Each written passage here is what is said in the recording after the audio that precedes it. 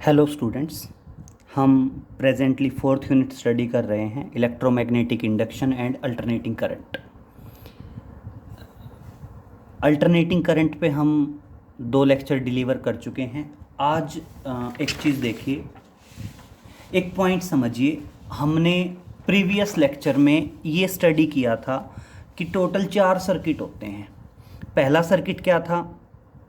The circuit containing resistance only.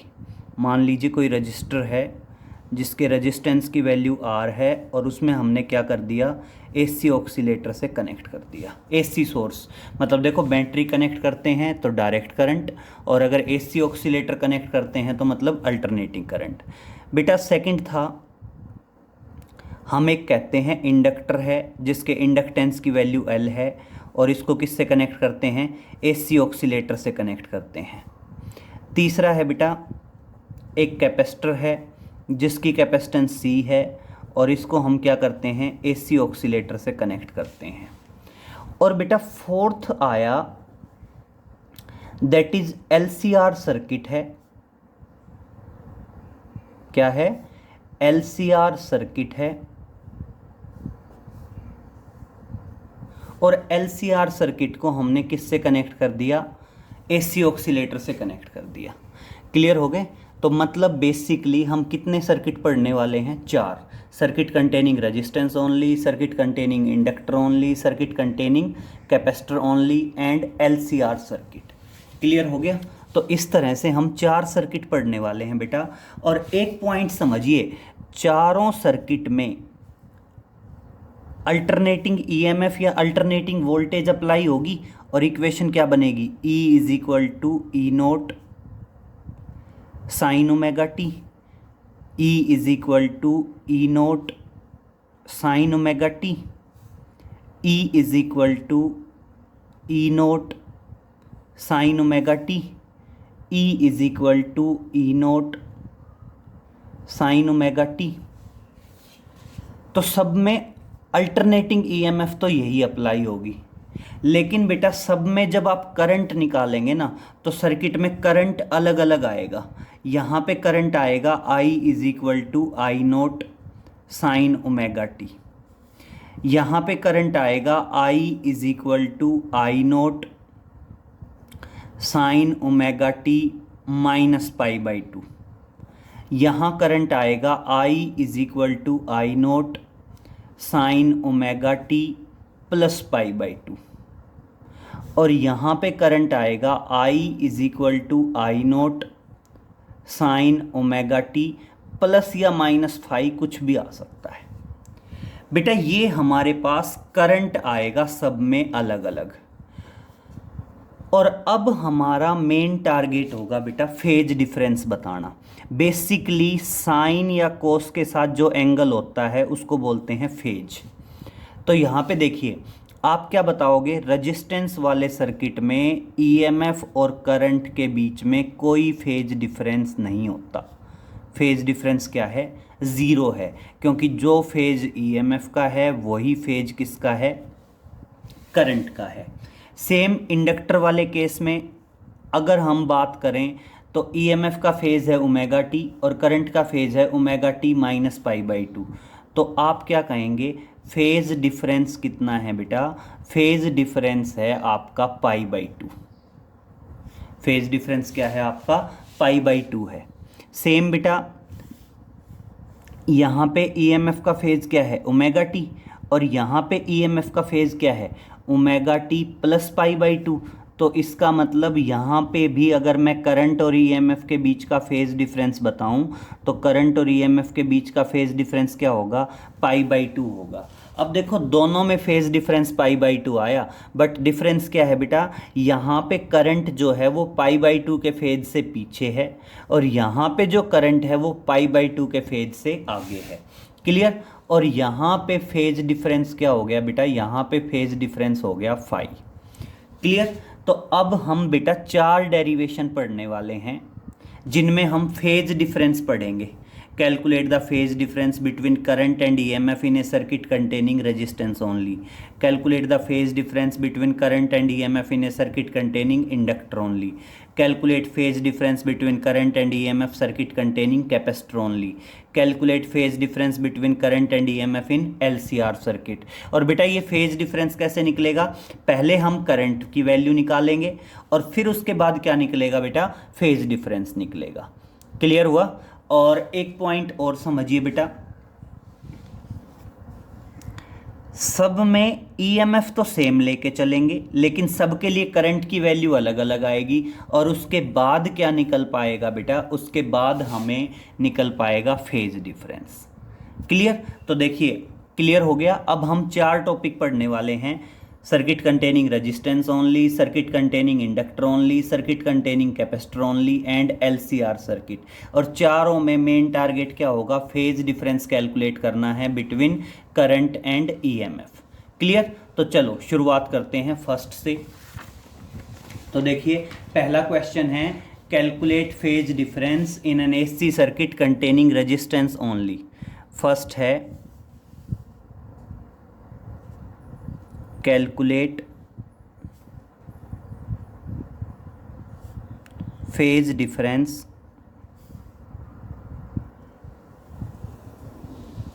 क्या करना है, calculate phase difference between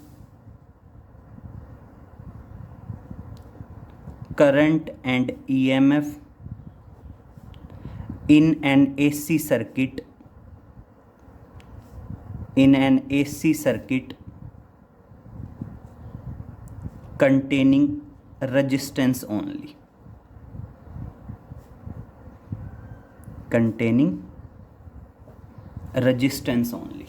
clear हुआ बेटा। हमने क्या कैलकुलेट करना है, फेज डिफरेंस कैलकुलेट करना है किस किस के बीच का, करंट और ईएमएफ के बीच का। किस में, एसी सर्किट में, जिसमें अकेला क्या लगा हो बेटा, रेजिस्टेंस लगा हो उसमें। तो देखिए सबसे पहले क्या कहेंगे, consider a resistor of resistance R which is connected to the AC oscillator as shown in the figure. Introduction की 2 लाइनें आ गई। इंट्रोडक्शन की 2 लाइनें क्या बताओगे, consider a resistor of resistance R which is connected to the AC oscillator as shown in the figure. और अब कैसे लिखोगे, now the alternating EMF is given by, बेटा अल्टरनेटिंग ईएमएफ कैसे दिया जाएगा, E is equal to E naught sine omega T, equation 1 मानेंगे। और अब समझिए बेटा, मेन पॉइंट अब है समझने का, सर्किट में अगर रेजिस्टेंस है और मान लीजिए सर्किट में आई करंट फ्लो कर रहा है तो ओम्स लॉ के अकॉर्डिंग रेजिस्टेंस के अंदर वोल्टेज कितनी होगी, that is equal to R I. और अब देखना क्या बताओगे, now E is equal to R I, ये एक स्टेप है बस, ध्यान रहे। E इज इक्वल टू क्या होगा, आर आई होगा ओम्स लॉ के अकॉर्डिंग, और इसलिए क्या आ जाएगा, इसलिए आ जाएगा or I is equal to E naught sine omega t. I किसके बराबर आ गया, आई बराबर आ गया बेटा E naught by R into sine omega T. और बेटा ई बाई आर आई होता है तो ई नोट बाई आर क्या आएगा, आई नोट आ जाएगा, that is sign omega T. ये इक्वेशन 2 आ गई। तो देखना जो इक्वेशन 1 है वो किसके बारे में है, अल्टरनेटिंग ईएमएफ के बारे में है, और जो इक्वेशन 2 है वो किसके बारे में है, अल्टरनेटिंग करंट के बारे में है। और अब यहाँ पे बता दोगे हैंस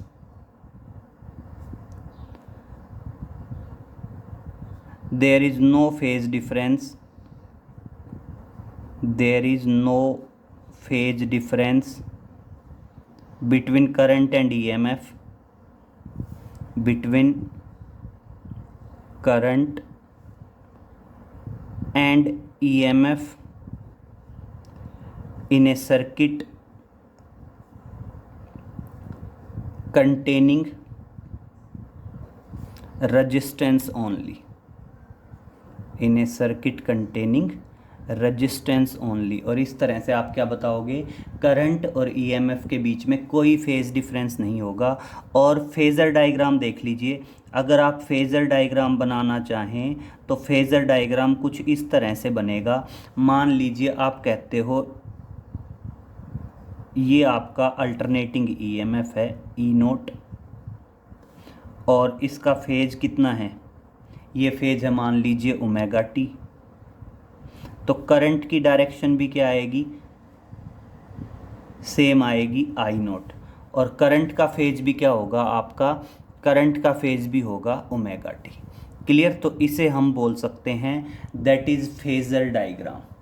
क्लियर। अगर आप बात करें फेज़र डायग्राम की तो आप क्या बना सकते हैं, फेज़र डायग्राम भी बना सकते हैं। Clear. That is phasor diagram.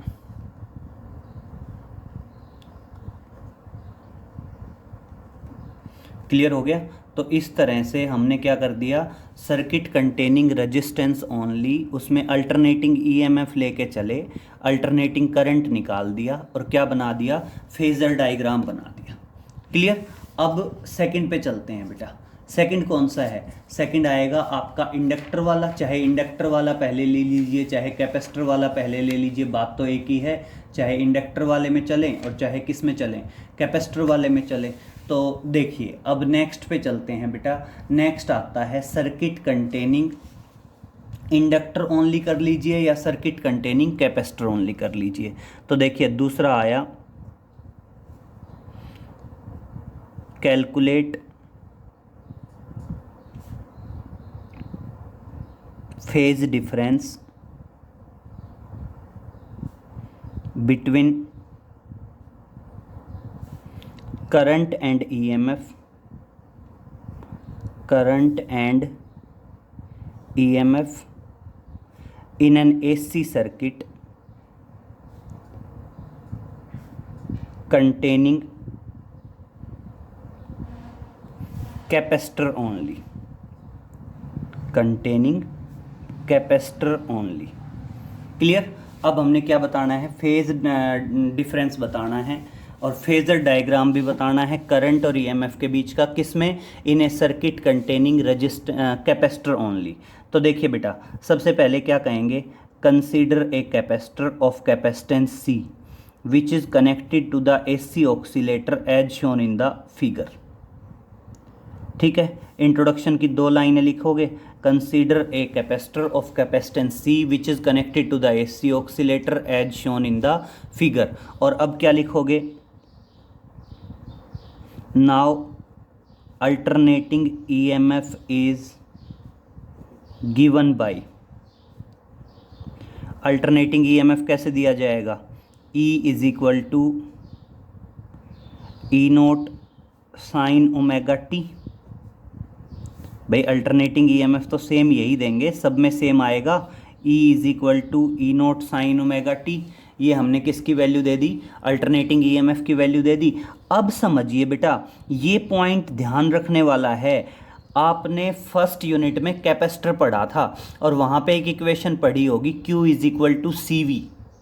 तो वहाँ से V किसके बराबर आया, Q बाई सी, और इसलिए E किसके बराबर आ जाएगा बेटा, E यहाँ पे आ जाएगा that is Q by C.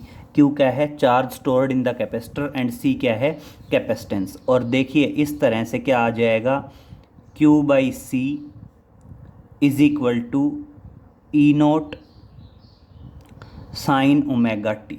Equation 1 बन गई। अब बेटा हमने निकालना है I। अब एक बात समझिए, अगर मैं Q निकाल दूं और Q का डिफरेंशिएशन कर दूं विद रिस्पेक्ट टू टाइम तो क्या आ जाएगा, D Q by D T आएगा। और बेटा D Q by D T क्या होता है, करंट, तो इसलिए ऐसा कर लेंगे, Q निकालेंगे और फिर डिफरेंशिएशन करेंगे।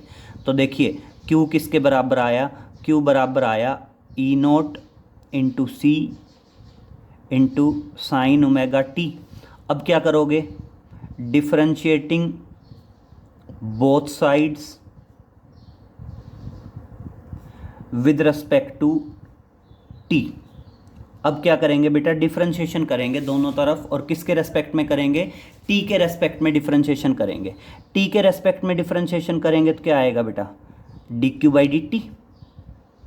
भाई इक्वेशन का डिफरेंशिएशन करना है दोनों तरफ विद रिस्पेक्ट टू टी, तो क्यू का differentiation with respect to T क्या बनेगा, D Q by D T. आगे देखिए,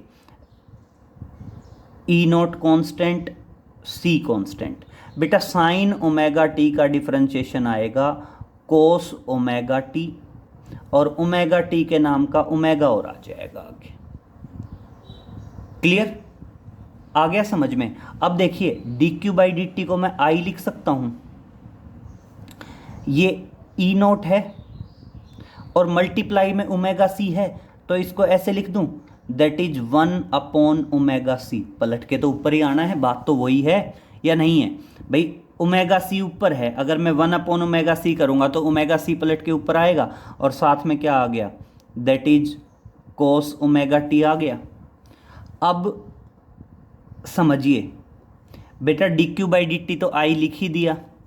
अब ये समझिए ये क्या आ गया, that is E naught and that is X C. अब ये समझिए, ये हम पहले भी बता चुके हैं, क्या बता चुके हैं, that is capacitive reactance, capacitive reactance. और बेटा कैपेसिटिव रिएक्टेंस क्या है, एक्स सी, किसके बराबर होता है, दैट इज 1/ओमेगा सी। बताया था ना बेटा कैपेसिटिव रिएक्टेंस, पिछले लेक्चर में बताया था। कैपेसिटिव रिएक्टेंस क्या होता है, the effective resistance of capacitor is known as capacitive reactance. और किसके बराबर हो गया बेटा, 1/ओमेगा सी के बराबर हो गया, और इनटू क्या आ गया, that is cos omega T. यहाँ तक क्लियर हुआ बेटा। अब इससे जो नेक्स्ट पॉइंट है वो समझने वाला है बेटा, देखिए बहुत ध्यान से समझिए। नेक्स्ट पॉइंट पे आ रहा हूँ।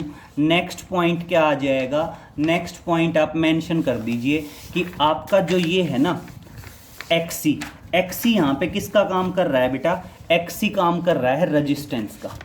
भाई जो बेशक नाम चाहे कुछ भी है, कैपेसिटिव रिएक्टेंस है, कैपेसिटिव रिएक्टेंस बेशक नाम है, लेकिन ये अपने आप में क्या है बेटा, अफेक्टिव रेजिस्टेंस है। ये जो कैपेसिटिव रिएक्टेंस है, ये कैपेसिटिव रिएक्टेंस अपने आप में क्या है बेटा, अफेक्टिव रेजिस्टेंस है।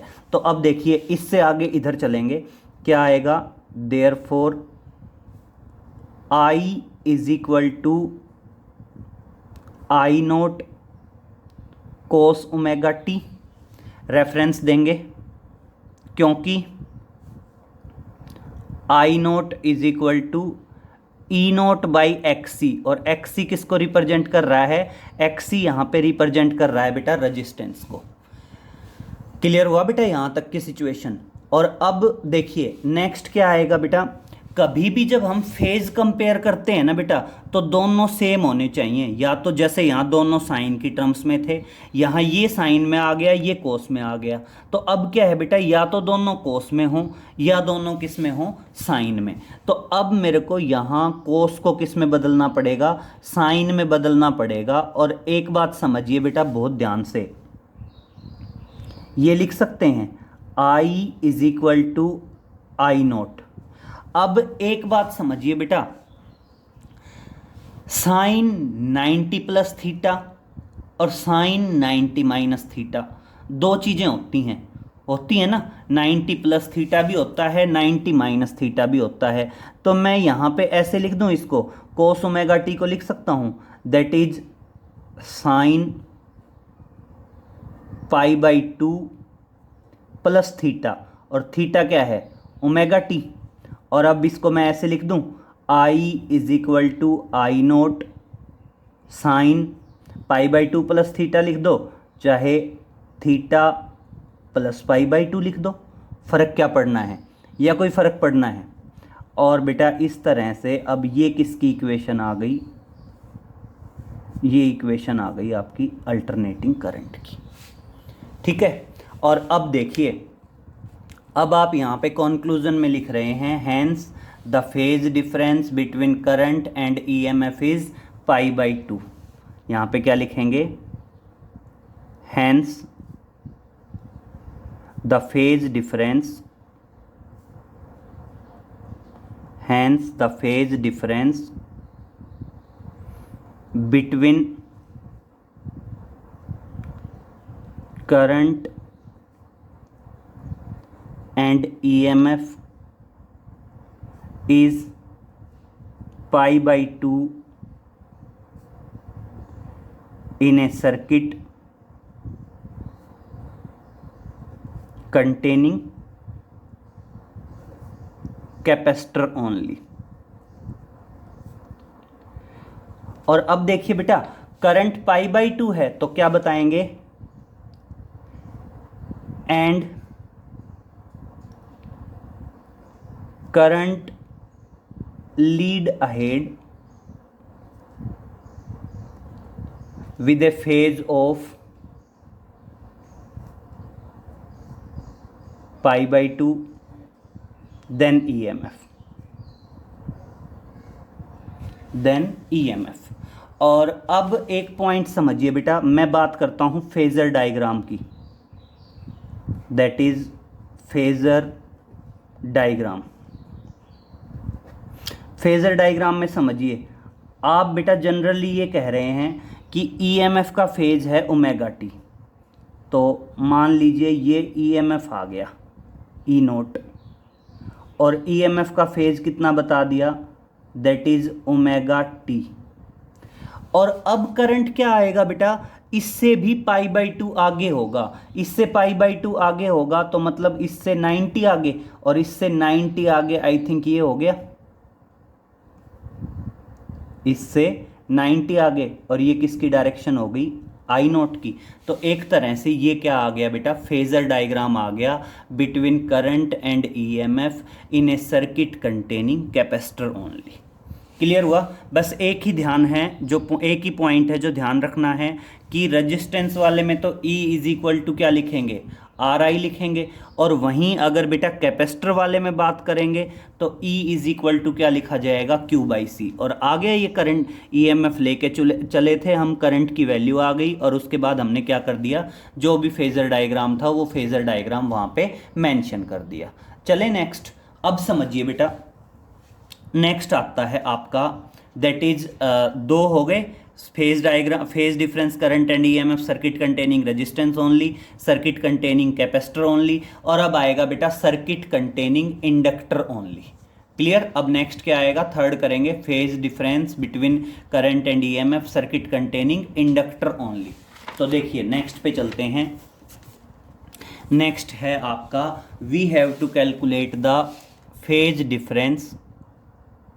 तो देखिए नेक्स्ट है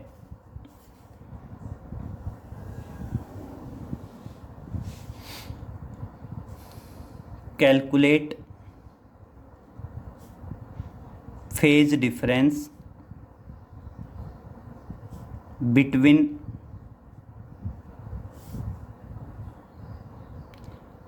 current and EMF in an AC circuit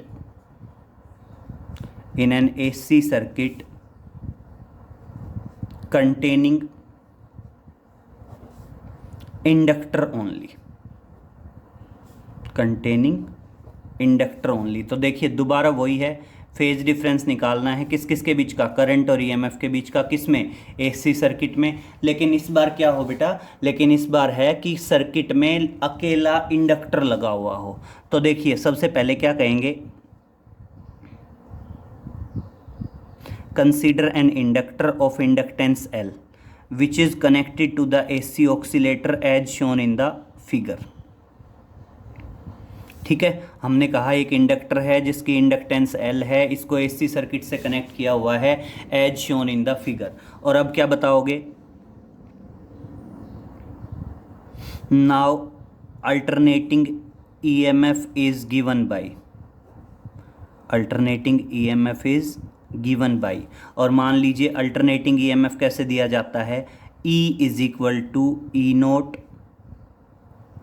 sign omega T. ये क्या दे दिया बेटा, ये हमें अल्टरनेटिंग EMF दे दिया, इसको मान लो मैंने मार्क कर दिया इक्वेशन 1।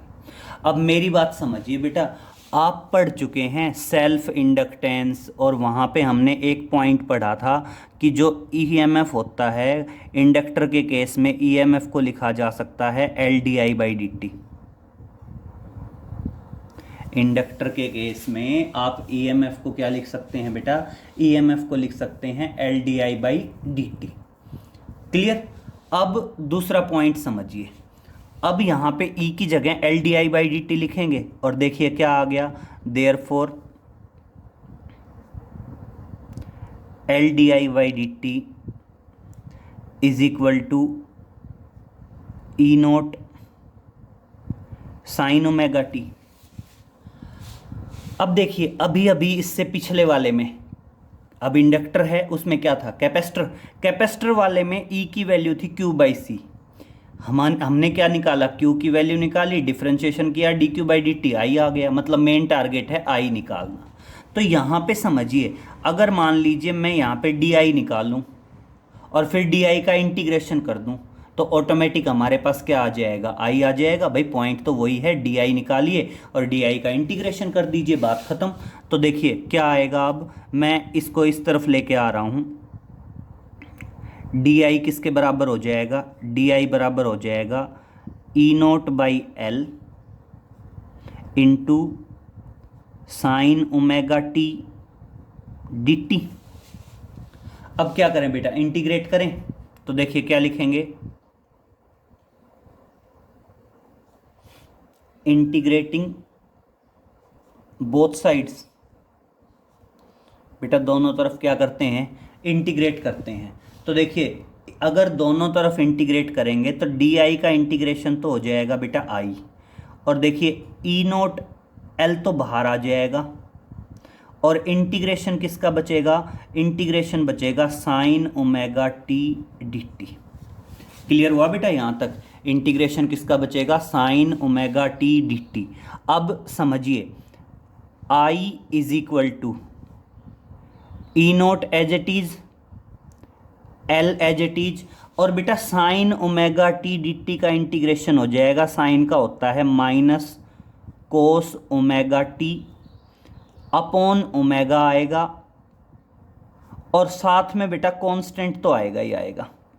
भाई इंडेफिनाइट इंटीग्रेशन है ना बेटा, भाई अगर लोअर लिमिट अपर लिमिट होती तब तो कोई बात नहीं थी, ये तो इंडेफिनाइट इंटीग्रेशन है। इंडेफिनाइट इंटीग्रेशन है तो क्या आएगा बेटा,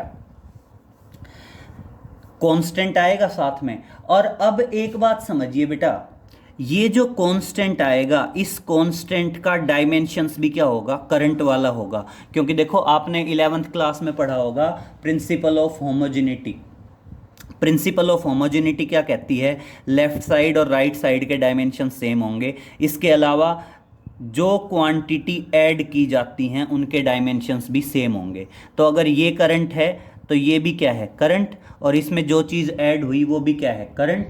तो इसलिए आप क्या बता दोगे कि यहाँ पे जो ये कांस्टेंट है, इस कांस्टेंट के डायमेंशंस क्या होंगे बेटा, करंट वाले होंगे। क्लियर। और अब एक चीज़ समझिए बेटा, ये जो होगा ये अपने आप में टाइम इंडिपेंडेंट होगा। और मेरी बात समझिए, अल्टरनेटिंग करंट में टाइम इंडिपेंडेंट का मतलब क्या है, टाइम इंडिपेंडेंट का मतलब है वो चीज़ जीरो है। तो ऑटोमेटिक आपका ये जो कांस्टेंट आएगा, इस कांस्टेंट की वैल्यू क्या हो जाएगी, ज़ीरो हो जाएगी। ये कांस्टेंट किसके बराबर होगा, ज़ीरो के बराबर होगा। तो अगर मैं इस कांस्टेंट को डिफाइन करना चाहूँ तो ये कांस्टेंट ज़ीरो के बराबर हो जाएगा। और इस तरह से क्या आ गया, आई इज इक्वल टू, ये बच गया, माइनस बाहर ले लें ई नोट, और नीचे क्या आ गया, ओमेगा एल, और साथ में क्या आ गया बेटा, कोस ओमेगा टी आ गया।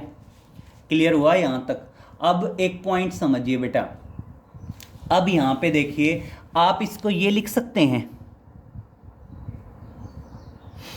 That is minus omega L की जगह एक्स एल लिख दें, ओमेगा एल की जगह क्या लिख दें, एक्स एल। और ये बता दोगे ये क्या है, दैट इज इंडक्टिव रिएक्टेंस। ये क्या आ गया आपका, इंडक्टिव रिएक्टेंस आ गया। और चाहे आप इसको कुछ भी नाम दीजिए, लेकिन ये है तो रेजिस्टेंस ही। और अगर बेटा रेजिस्टेंस है तो ई नोट बाई एक्सएल क्या आ जाएगा, ई नोट बाई एक्सएल हो जाएगा आई नोट, और क्या आ गया, कोस ओमेगा टी आ गया। क्लियर, रेफरेंस दे दिया क्योंकि ई नोट बाई एक्सएल किसके बराबर हो जाएगा, आई नोट के बराबर हो जाएगा। क्लियर हुआ। अब समझिए बेटा, अब यहाँ पे देखिए आप ऑटोमेटिक ये आ गया, और अब इसको मैं ऐसे लिख सकता हूँ, आई इज इक्वल टू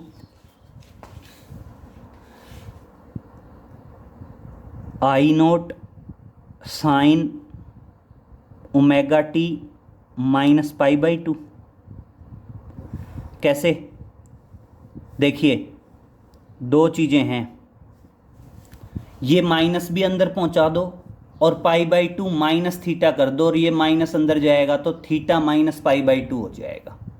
समझ गए ना, ये जो बाहर माइनस है इसको भी अंदर एंगल के साथ पहुंचाओ, और पाई बाई टू प्लस और पाई बाई टू माइनस दोनों पे होता है, तो यहाँ पे पाई बाई टू माइनस लेंगे, और ये जो माइनस होगा ये उसको क्या कर देगा, omega T minus pi by to कर देगा। क्लियर। और अब देखिए बेटा, ये आ गई आपकी करंट की इक्वेशन, और इस तरह से आप क्या कह देंगे, hence the phase difference between current and EMF, hence the phase difference between current and EMF is pi by 2 in a circuit containing inductor only, circuit containing inductor only, and current is lag behind, current is lag behind with a phase of pi by 2, with a phase of pi by 2 then EMF। Clear हो गया बेटा। और इस बार क्या हुआ बेटा, इस बार आपका जो करंट है वो EMF से पाई बाई टू पीछे रह गया।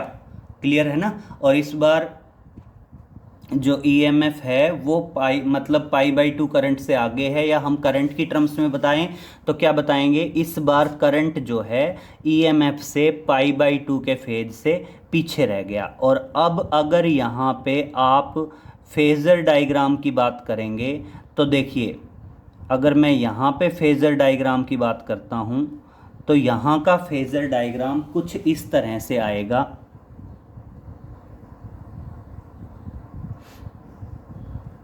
यस, देखिए बहुत ध्यान से, आप कहते हो ये है EMF ई नोट, और EMF का फेज क्या है बेटा, ओमेगा टी है, यही है ना। और अब एक पॉइंट समझिए बेटा, जैसे आप कैपेसिटर वाले में बात कर रहे थे, इससे पहले हमने कैपेसिटर का किया था ना, कैपेसिटर में क्या आया था, I is equal to I naught sine omega T plus pi by two आया था, इसलिए हमने ई नॉट से पाई बाई टू आगे कर दिया था। और इस बार क्या है, माइनस पाई बाई टू है भाई, पिछली बार करंट लीड अहेड था, इस बार करंट क्या है, लैग बिहाइंड है, तो इससे 90 पीछे करना है करंट, और इससे करंट 90 पीछे करना है, तो आई थिंक ये क्या आ जाएगा, करंट आ जाएगा आई नॉट, और ये आ गया 90 से पीछे। क्लियर। तो बेटा ये EMF तो देखो दोनों में सेम था, E is equal to E naught sine omega T, लेकिन करंट की वैल्यू अलग अलग आई, और इस तरह से ये जो आपके फेज़र डायग्राम हैं, ये फेज़र डायग्राम भी दोनों में क्या आ गए बेटा, अलग अलग आ गए। तो समझ गए। इस तरह से अब हमने क्या कर दिया, इस तरह से अब हमने इसको पॉज करके नोट कर लीजिए, और इस तरह से अब हम 3 क्वेश्चन कर गए। 3 क्वेश्चन कौन कौन से कर गए, phase difference in a circuit containing resistance only, phase difference in a circuit containing inductor only, phase difference in a circuit containing capacitor only. Clear.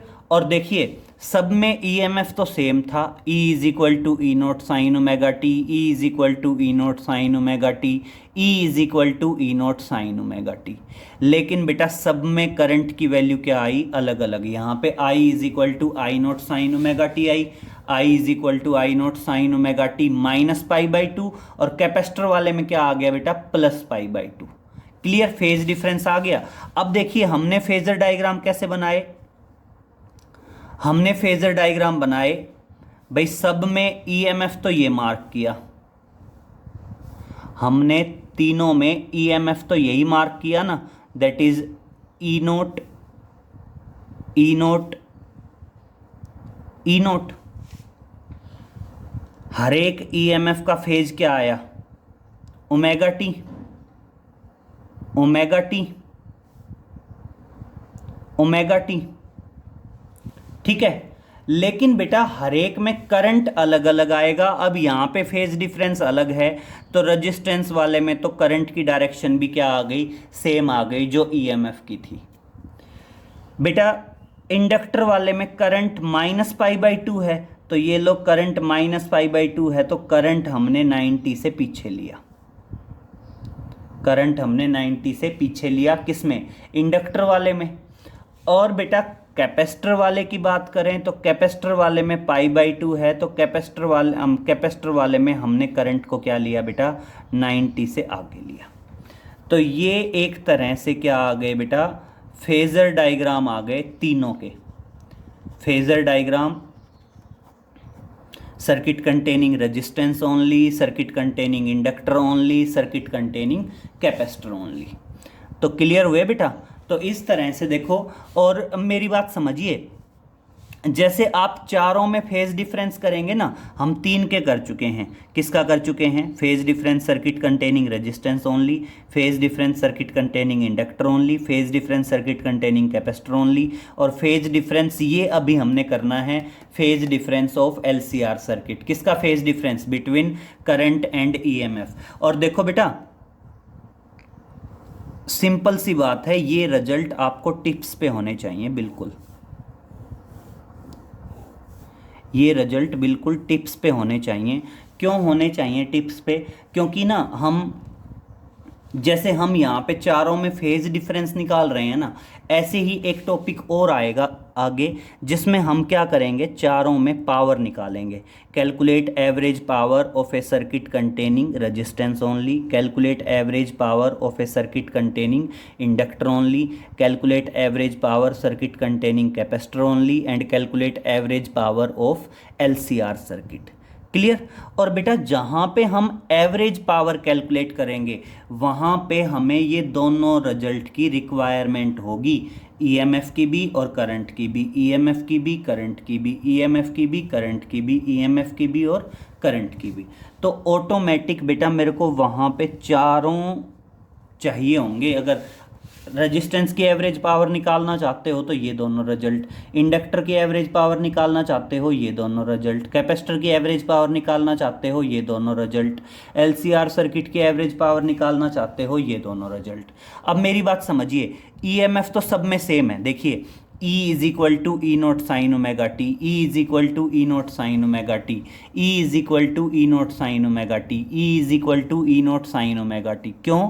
क्योंकि बेटा सब में अल्टरनेटिंग ईएमएफ तो सेम अप्लाई है ना, जो अल्टरनेटिंग ईएमएफ इसमें apply है वही अल्टरनेटिंग ईएमएफ इसमें अप्लाई है, वही अल्टरनेटिंग ईएमएफ इसमें है और वही यहीं पे है। तो इसलिए बेटा अल्टरनेटिंग ईएमएफ की जो इक्वेशंस हैं वो चारों में सेम है, लेकिन बेटा चारों में करंट जो है वो अलग अलग आएगा और याद रखना पड़ेगा। रेजिस्टेंस वाले में तो करंट भी सेम आता है, I is equal to I naught sine omega T, मतलब बेसिकली दोनों का फेज क्या होता है, सेम होता है। लेकिन बेटा जब हम इंडक्टर की बात करते हैं और कैपेसिटर की बात करते हैं तो दोनों में फेज डिफरेंस π/2 है। बस फ़र्क क्या है बेटा, बस डिफरेंस है, इंडक्टर वाले में -π/2 है और कैपेसिटर वाले में क्या है, +π/2। तो देखो इसी तरह ध्यान रखेंगे, जैसे E is equal to E naught sine omega T है तो क्या ध्यान रखेंगे, I is equal to I naught sine omega T, बस एक में +π/2 और एक में -π/2 ध्यान रखेंगे।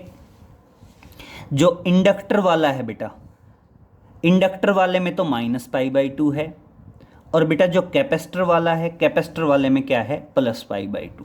तो ये यहाँ पे मैंने चारों के रिजल्ट लिखे हैं, अल्टरनेटिंग ईएमएफ के भी और अल्टरनेटिंग करंट के भी। इसको पॉज करके नोट कर लीजिए और ये चारों रिजल्ट आपको 100% याद होने चाहिए बेटा। अल्टरनेटिंग करंट के, ईएमएफ के तो सेम है ही, और ये फेजर डायग्राम है। तो अब जो नेक्स्ट लेक्चर आएगा बेटा, नेक्स्ट लेक्चर में हम क्या करेंगे, नेक्स्ट लेक्चर में फेज डिफरेंस निकालेंगे between current and EMF circuit containing LC, मतलब इन्हें एलसीआर सर्किट।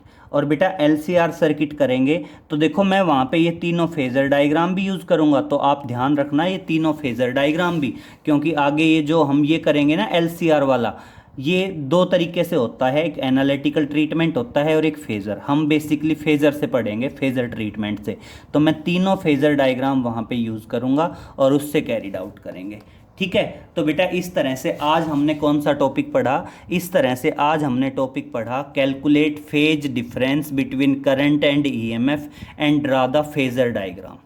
फेज डिफरेंस पढ़ना है करंट और ईएमएफ के बीच का, और फेजर डायग्राम ड्रा करने हैं। और कितनी बार ड्रा करने हैं, circuit containing resistance only, circuit containing inductor only and circuit containing capacitor only. ये तीनों हम पढ़ चुके हैं, पीछे आप वीडियो पॉज करके अच्छे से नोट कर लीजिए। और अब जो नेक्स्ट आएगा, नेक्स्ट में हम क्या करेंगे बेटा, नेक्स्ट में हम पढ़ेंगे that is calculate phase difference between current and EMF in A LCR circuit. ठीक है बेटा, ओके। तो नेक्स्ट लेक्चर में मिलते हैं, थैंक यू।